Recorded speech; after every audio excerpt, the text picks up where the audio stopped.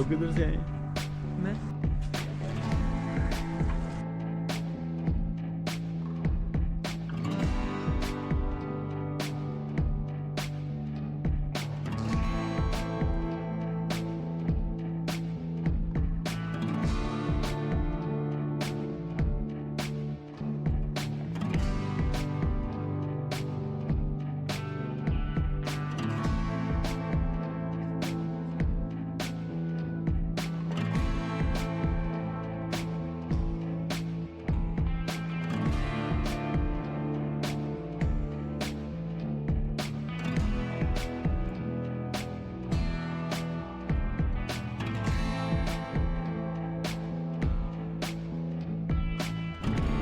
अस्सलाम वालेकुम दोस्तों, उम्मीद करता हूँ कि आप सब खैरो आफियत से होंगे और मेरे ब्लॉग देख रहे होंगे।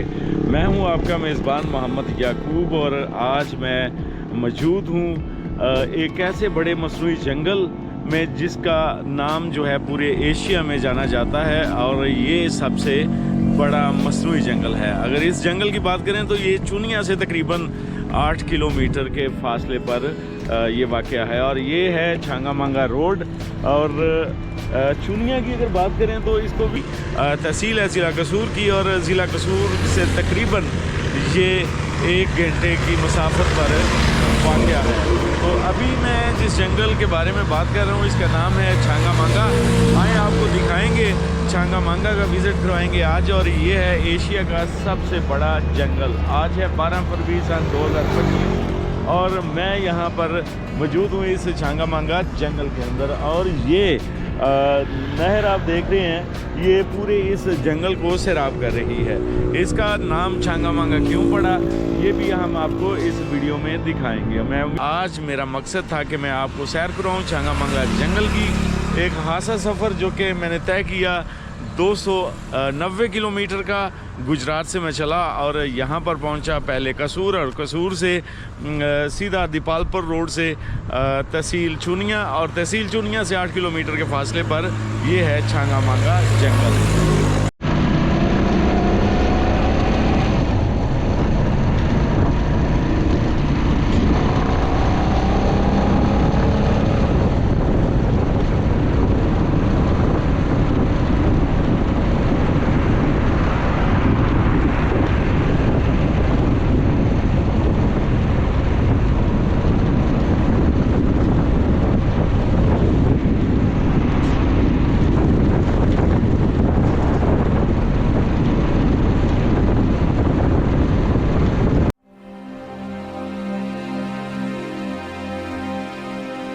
दोस्तों तो आज मैं मौजूद हूं दुनिया के सबसे बड़े मसनूई जंगल छांगामांगा में। जैसा कि आज के मशीनी दौर में जहां जिंदगी इंतहाई मसरूफ और तेज तर हो गई है, वहीं इंसान लातदाद परेशानियों और मुश्किलात में भी गिर कर रह गया है। ऐसे में सेहत व तंदुरुस्ती और दिमाग को तरोताजा रखने के लिए सियाहती और तफरीही मशागल नहायत जरूरी हैं। सो इस हवाले से हम सियाहती मकामात पाकिस्तान के जैसे कि मुख्तलिफ हसीनों दिलकश वादियाँ, बर्फपोश पहाड़, सहराओं, मैदानों और गारों समेत दीगर खूबसूरत मकामात के दौरे करते हैं और इन इलाकों के सहरंगेज मनाजर से लुत्फ अंदोज होते हैं और आपको भी दिखाते हैं। इस बार हम पहुंचे हैं दुनिया के सबसे बड़े इंसानी हाथों से बनाए जाने वाले मसनूई जंगल छांगामांगा में। जिला कसूर में वाक़या जंगली हयात के इस पार्क तक जाने के लिए सबसे पहले गुजरात से लाहौर पहुंचे, फिर वहां से छांगामांगा। जैसा कि मैं अपनी बाइक पर था और सुबह का नाश्ता करने के फौरन बाद जंगल की तरफ रवाना हो गया।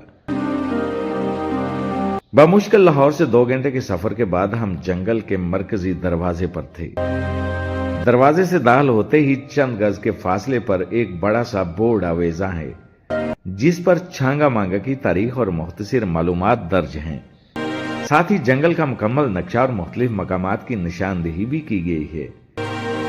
करीब ही ट्राम स्टेशन में बाप से चलने वाला एक कदीम इंजन भी मौजूद है। अभी मैं इस कदीमी जंगल का जायजा ही ले रहा था کہ محکمہ جنگلات کے ایک عہدیدار نے آگے بڑھ کر اپنا تعارف کروایا۔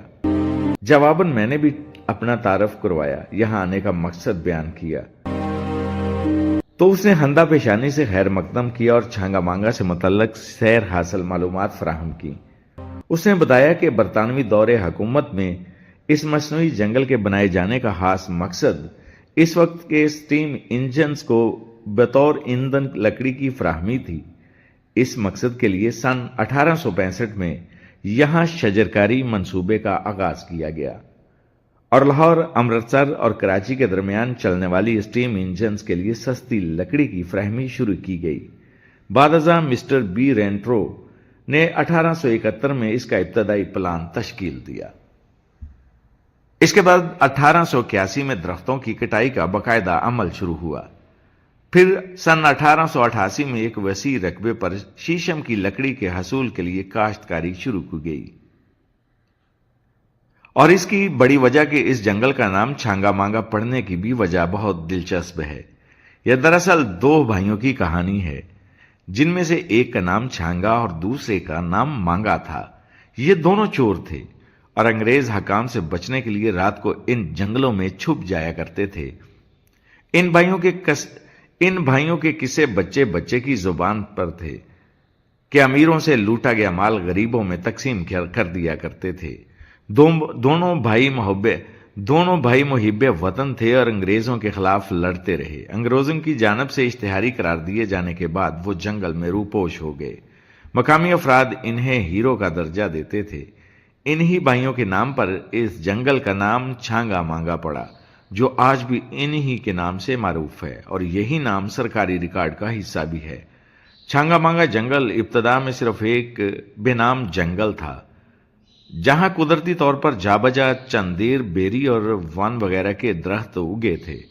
پھر 1865 میں لاہور کے نواح میں لکڑی کی سپلائی کے لیے مصنوعی جنگل کے کامیاب تجربے کے بعد 780 ایکڑ رقبے پر اس عظیم الشان جنگل کی بنیاد رکھی گئی۔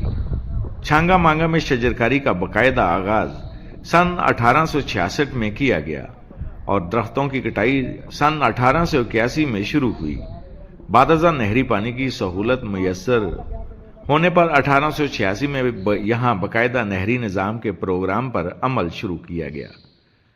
اس کے بعد سن 1888 میں ایک وسیع رقبے پر شیشم کی لکڑی کے حصول کی بڑی تعداد میں درخت لگائے گئے، اور محض 2 اشروں ہی میں شیشم کے درخت پنجاب کے ایندھن اور عمارتی لکڑی کی بڑھتی ضروریات پوری کرنے لگے۔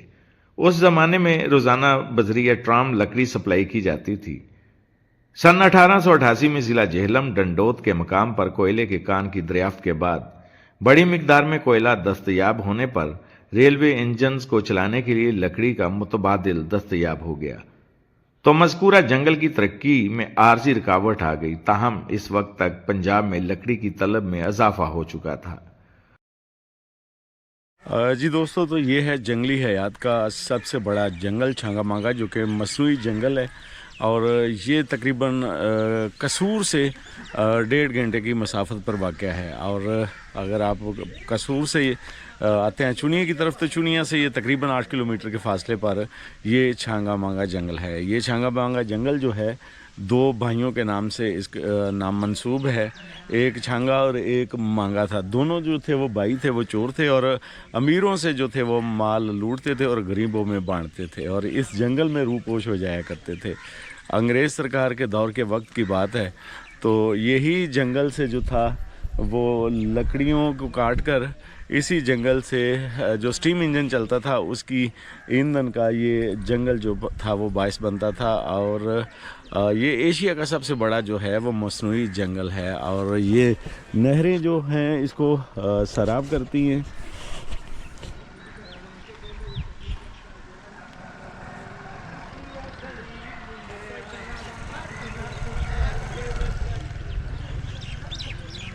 اس طرف یہ وائلڈ لائف والوں کا پارک ہے اور دوسری طرف فارسٹ والوں کا یہ پارک ہے سامنے۔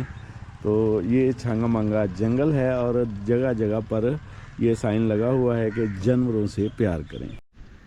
یہ چھانگا مانگا پارک کا حصہ ہے اور یہاں پر بینچز پڑے ہیں، لوگ یہاں پر آ کر جو ہے وہ بیٹھتے ہیں اور اس پورے کے پورے جنگل کو جو ہے وہ انجوائے کرتے ہیں. اور یہ پرانا لوکوموٹیو اور اسٹیم انجن یونٹ رینج. یہاں پر اس کی مکمل ہسٹری ہے. اس کے مطابق کہ 1866 میں اس کو لگانا شروع کیا مصنوعی جنگل کو. یہ سب سے قدیمی نہر ذخیرہ ہے. اس کا پہلا مقصد ریلوے انجنوں کے لیے ایندھن فراہم کرنا تھا، جیسے کہ میں اپنی ویڈیو میں بتا چکا ہوں. اور یہ باقاعدہ ٹریک ہے جو جنگل کی طرف جاتا ہے، اور ٹرین جو ہے یہاں سے سٹارٹ ہوتی ہے. اور یہ اسٹیشن ہے چھانگا مانگا کے جنگل کا اندرونی. یہاں سے ٹرین یہ چلتی ہے. یہاں پر نہایت ہی کم ریٹ ہے، مناسب ریٹ ہے. اور 800 میں بکنگ ہے، 1000 میں. اسپیشل بکنگ جو ہے وہ 8000 پہ فی بوگی کوچ اسٹیم انجن.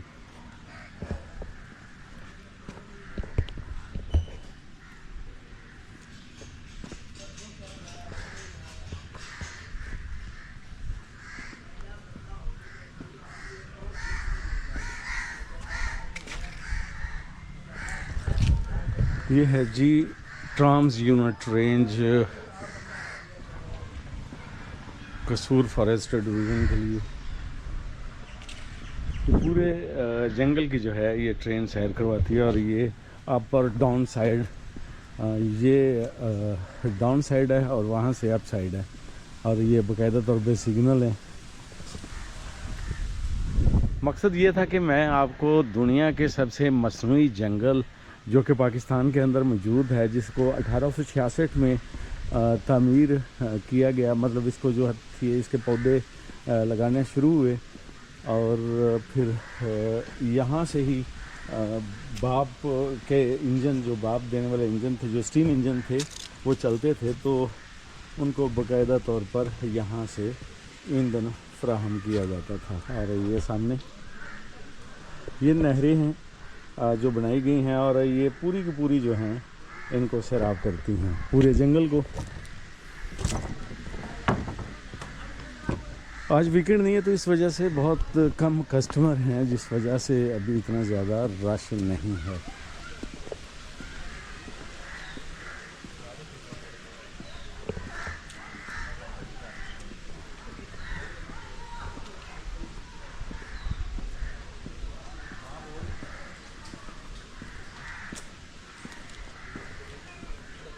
جیسے کہ جھولا پل کا بھی ذکر کیا گیا ہے اس کے اندر، ویڈیو کے اندر، تو یہ ہے وہ جھولا پل جو کہ اس چھوٹی سی جھیل کے اوپر، یہ موٹر بوٹ یہاں سے آپ کو ملیں گی. جھیل کا ایک چھوٹی سی جھیل ہے، اس کا یہ وزٹ کروائیں گے.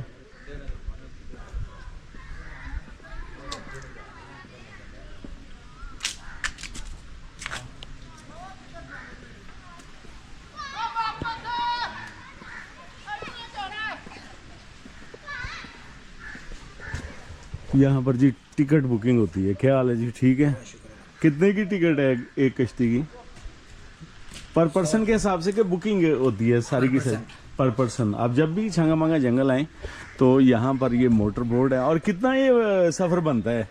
2 کلومیٹر. 2 کلومیٹر کی گول راؤنڈ شیپ میں ہے. تو یہاں پر آپ 2 کلومیٹر صرف انتہائی مناسب ریٹ پر. اب یہ ٹی ڈی پی سی والوں کی طرف سے جو ہے خصوصی ڈسکاؤنٹ ہے یہاں پہ.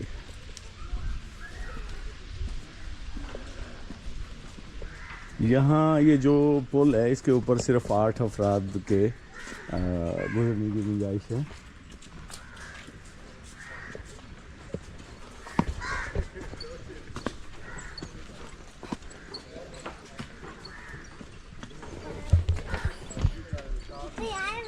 یہ ہے جی جھولتا ہوا پل.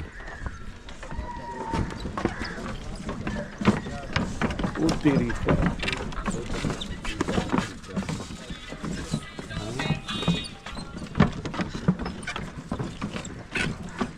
جھولتا ہوا پل ہے جی.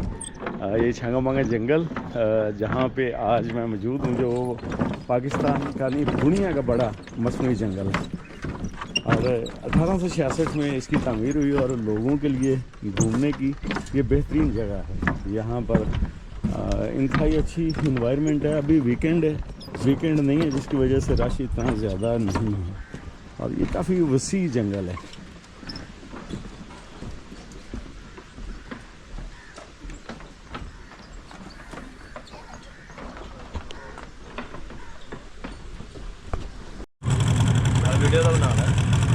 वीडियो बनानी ना वीडियो बंद कर दे तेन भाई थोड़ा इधर नु आई ये कितनी दी डेप्थ गहराई कितनी है?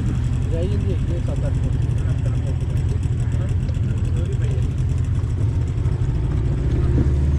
ये है जी कश्ती रनी की जा रही है। इस झील का क्या नाम है? मुताबी झील आफ्ताबी झील। मुताबी झील है, चांद की रेंज में बनी है मुताबी झील। ये चांद की रेंज में बनी है और ये 1.5 किलोमीटर का राउंड है इसका। 1.5 किलोमीटर का राउंड है और राउंड हम आपको दिखाने लगे हैं। ये जबरदस्त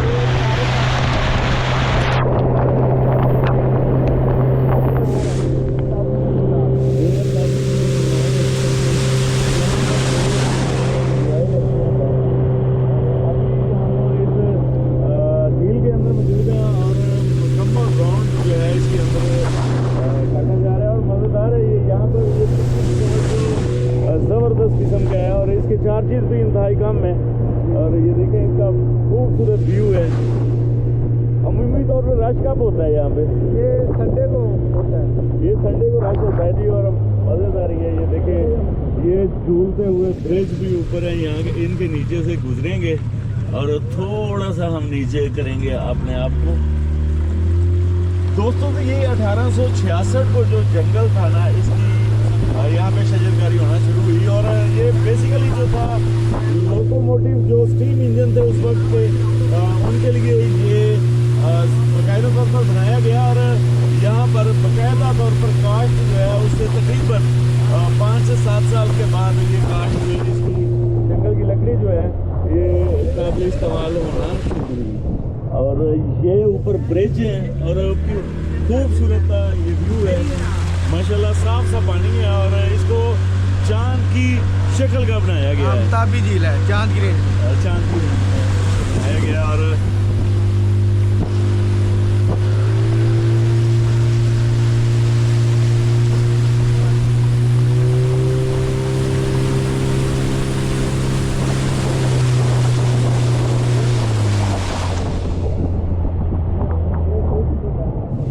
ये झूलता हुआ झूल है। क्या बात है। अभी ये राउंड ख़त्म हुआ और हम जो है वापसी की तरफ आ रहे हैं।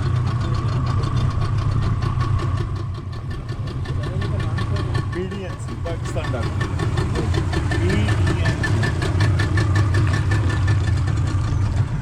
यहाँ से चले थे यार, दोबारा फिर आ गए वापस।